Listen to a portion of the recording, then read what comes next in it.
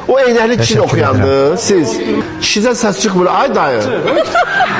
Vallahi görmürəm, kişinin gözlərini görmürəm, kişi yatmışdır. Siz də oxuyansınız, gəlin. Nə maraqlı insandır. Ay da, bilsiz kim oxşuyur bəyəfəndi, xoş gəlmişsiniz. Siz Mumiya ki olsa baxmışsınız Mumiya. Orada vertolyot sürən kişi olur ya, xarici. Gəlirlər o vertolyotda minirlər ha, samalyotla axırda. Çox maraqlı filmdir, baxmışsınız o filmə. Hem bak kepkanızda, eynəyinizdə, eyni, bildiniz? Buyurun hadi. Şer hata, ne?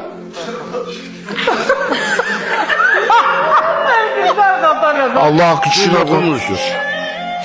Gözüm görmür, gözüm Gözümüz görmüyor, ama Gel ev yoktu, boş ver, sen bana baş koşma, gel sen gel. Yok, Hərdən gözümün körlüğü tutur.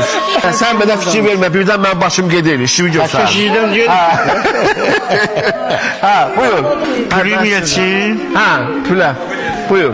Bizden ayak kessen güzel, bizden ayak kessen güzel.